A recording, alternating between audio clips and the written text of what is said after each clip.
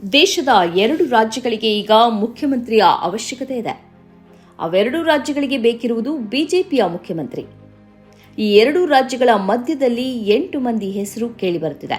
ಆದರೆ ಆಯ್ಕೆ ಯಾರದು ಎನ್ನುವುದು ಇನ್ನೂ ಗೊತ್ತಾಗಬೇಕಿದೆ. ದೆಹಲಿಯಂತೂ ನಿಮಗೆ ಗೊತ್ತೇ ಇದೆ. ಮುಖ್ಯಮಂತ್ರಿಯನ್ನ ಕೇಳುತ್ತಿರುವ ಇನ್ನೊಂದು ರಾಜ್ಯ ಮಣಿಪುರ.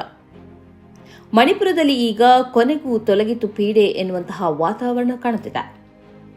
ಮಣಿಪುರ ರಾಜಕೀಯದಲ್ಲಿ ಮಹತ್ವದ ಬೆಳವಣಿಗೆ ನಡೆದಿದೆ. 1.25 ವರ್ಷದಲ್ಲಿ 160 ಮಂದಿಯನ್ನ ಬಲಿ ಪಡೆದ ಬಳಿಕ 50,000 ಮಂದಿಯನ್ನ ನಿರಾಶ್ರಿತರನ್ನಾಗಿಸಿದ ಬಳಿಕ ಮಣಿಪುರದ ಮುಖ್ಯಮಂತ್ರಿ ಕೊನೆಗೂ ರಾಜೀನಾಮೆ ಕೊಟ್ಟಿದ್ದಾರೆ. ಮಣಿಪುರದಲ್ಲಿ ಸಂಘರ್ಷ ಆರಂಭವಾದಾಗಲೇ 356ನೇ ವಿಧಿ ವಿಧಿಸಿ ರಾಷ್ಟ್ರಪತಿ ಆಡಳಿತ ಹೇರಬೇಕಿದ್ದ ಕೇಂದ್ರ ಸರ್ಕಾರ ಡಬಲ್ ಇಂಜಿನ್ ಸರ್ಕಾರ ಎಂದು ಹೇಳಿ ಹಿಂಸೆಗೆ ಇನ್ನಷ್ಟು ಪ್ರಚೋದನೆಗೆ ಪ್ರೇರೇಪಣೆ ನೀಡಿದೆ. ಹೊರತು ಅದನ್ನ ಸಹಬಂದಿಗೆ ತರಲು ನಿಜವಾದ ಕಾಳಜಿ ಪ್ರದರ್ಶಿಸಿದಂತೆ ಕಂಡಿದ್ದೇ ಇಲ್ಲ. 355ನೇ ವಿಧಿ ವಿಧಿಸಿ ಮಣಿಪುರದ ಲಾ ಅಂಡ್ ಆರ್ಡರ್ ಅನ್ನ ತನ್ನ ಕೈಯಲ್ಲಿ ತೆಗೆದುಕೊಂಡ ಅಮಿತ್ ಶಾ ಆ 1 ವರ್ಷದಲ್ಲಿ ಏನು ಮಾಡಿದ್ರು ಎಂದು ನಾವು ಕಂಡಿದ್ದೇವೆ. 355ನೇ ವಿಧಿಯಂತೆ ಕಾನೂನು ಮತ್ತು ಸುರಕ್ಷಾ ವ್ಯವಸ್ಥೆಯನ್ನ ತಮ್ಮ ಕೈಗೆ ತೆಗೆದುಕೊಂಡು ಅದನ್ನ ಅಲ್ಲಿ ಕೇಂದ್ರೀಯ ಆಡಳಿತ ಹೇರಿದ್ರೆ ಹೊರತಾಗಿಯೂ ತನ್ನ ಜನರನ್ನ ಸುರಕ್ಷಿತವಾಗಿ ಇಡಲು ಸಾಧ್ಯವಾಗಿಲ್ಲ ಎನ್ನುವ ಸತ್ಯವನ್ನ ಎಲ್ಲಿಯೂ ಒಪ್ಪಿಕೊಳ್ಳದ ಮೋದಿ ಮಣಿಪುರದ ಜನರಿಗೆ ಮಾತ್ರವಲ್ಲ, ಇಡೀ ದೇಶದ ಜನರಿಗೆ ವಂಚನೆ ಮಾಡಿದ್ದಾರೆ. ಇಡೀ ದೇಶದ ಜನರನ್ನ ಕತ್ತಲಲ್ಲಿ ಇಡುತ್ತಾ ಬಂದಿದ್ದಾರೆ. ಇಂದು ಮಣಿಪುರದಲ್ಲಿ ವಿಧಾನಸಭೆಯ ಕಲಾಪ ಆರಂಭವಾಗಬೇಕಿದೆ. ಅಲ್ಲಿ ಕಾಂಗ್ರೆಸ್ ಮುಖ್ಯಮಂತ್ರಿಯ ವಿರುದ್ಧ ಅವಿಶ್ವಾಸ ಗೊತ್ತುವಳಿ ಮಂಡಿಸಲು ಸಿದ್ಧವಾಗಿದೆ. ವಿರೋಧ ಪಕ್ಷದ ಆ ಅವಿಶ್ವಾಸ ಗೊತ್ತುವಳಿಗೆ ಎನ್ಡಿಎ ಮೈತ್ರಿಕೂಟದ ಸದಸ್ಯರು ಮಾತ್ರವಲ್ಲ, ಬಿಜೆಪಿಯ ಶಾಸಕರೇ ಬೆಂಬಲಿಸಲು ರೆಡಿಯಾಗಿದ್ದಾರೆ ಎಂಬ ಸತ್ಯದ ಅರಿವು ಮುಖ್ಯಮಂತ್ರಿಗೆ, ಅಮಿತ್ ಶಾರಿಗೆ ಮತ್ತು ನರೇಂದ್ರ ಮೋದಿ ಅವರಿಗೆ ಆಗಿದೆ. ಆದುದರಿಂದಲೇ ಈಗ ಕೊನೆಯ ಕ್ಷಣದಲ್ಲಿ ಮುಖ್ಯಮಂತ್ರಿಯ ರಾಜೀನಾಮೆ ಪಡೆದಿದ್ದಾರೆ. ಇದು ಮುಖಭಂಗದಿಂದ ಪಾರಾಗುವ ನಾಟಕ. ಇದರಲ್ಲಿ ಮಣಿಪುರದ ಹಿತಾಸಕ್ತಿ ಸ್ವಲ್ಪವೂ ಕಾಣುತ್ತಿಲ್ಲ.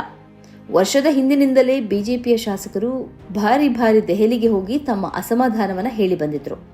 ಕಳೆದ ಅಕ್ಟೋಬರ್ನಲ್ಲಿಯೇ ಮುಖ್ಯಮಂತ್ರಿಯ ರಾಜೀನಾಮೆಗೆ ಬಿಜೆಪಿಯ ಶಾಸಕರು ಆಗ್ರಹಿಸುತ್ತಿದ್ರು. ಆಗಲೂ ಹೈಕಮಾಂಡ್ ಅವರ ಆಗ್ರಹಕ್ಕೆ ಬೆಲೆ ಕೊಟ್ಟಿರಲಿಲ್ಲ.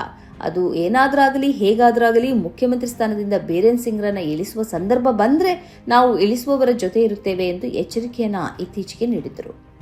ಇದು ತಮಗೆ ತಿರುಗುಬಾಣವಾಗಲಿದೆ ಎಂಬ ಭಯದಿಂದ ಇರಬೇಕು ಬೀರೇನ್ ಸಿಂಗ್ ದೆಹಲಿಗೆ ಹೋಗಿ ಅಮಿತ್ ಶಾರನ್ನ ಭೇಟಿಯಾಗಿದ್ರು.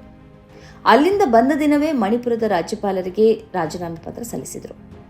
ಕಾಂಗ್ರೆಸ್ ಇದು ತನ್ನ ವಿಜಯ ಎಂದು ಪ್ರತಿಪಾದಿಸುತ್ತಿವೆ. 2023ರ ಮೇಯಿಂದ ಈವರೆಗೆ ನಡೆದ ಹಿಂಸಾಚಾರ ಸತ್ತವರನ್ನ ನೆನಪಿಸುತ್ತಿದೆ. ಪ್ರಧಾನಿ ನರೇಂದ್ರ ಮೋದಿ ಜಗತ್ತಿಡೀ ಸುತ್ತಿ ಬಂದರೂ ಮಣಿಪುರಕ್ಕೆ ಹೋಗಿಲ್ಲ. 1.25 ವರ್ಷ ಬೀರೇನ್ ಸಿಂಗ್ ಮುಖ್ಯಮಂತ್ರಿ ಆಗಿರುವುದಕ್ಕೆ ಬಿಟ್ಟರು. ಈಗ ಕುತ್ತಿಗೆಗೆ ಬರುವಾಗ ಅವರ ರಾಜೀನಾಮೆ ಪಡೆದಿದ್ದಾರೆ ಎನ್ನುತ್ತಿದ್ದಾರೆ ಕಾಂಗ್ರೆಸ್ನ ನಾಯಕರು. ಒಂದು ದಿನದ ಹಿಂದೆ ಬೀರೇನ್ ಸಿಂಗ್ ಸಂಪುಟ ಸಭೆ ಕರೆದಿದ್ರು. ಆ ಸಭೆಯಲ್ಲಿ 2 ಬಿಜೆಪಿ ಶಾಸಕರು ಹಾಜರಿದ್ದರು. ಒಂದು ವೇಳೆ ಅವಿಶ್ವಾಸ ಗೊತ್ತುವಳಿ ಮಂಡಿಸುವ ವಿಧಾನಸಭೆ ಕಲಾಪದಲ್ಲಿ ಈ ಶಾಸಕರು ಬಾರದಿದ್ರೆ ಬಿಜೆಪಿಯ ಮಾನ ಎಲ್ಲಿಗೆ ಹೋಗುತ್ತಿತ್ತು? ಇದನ್ನ ಮನಗಂಡೇ ಬೀರೇನ್ ಸಿಂಗ್ ರಾಜೀನಾಮೆ ಪಡೆಯಲಾಯಿತು.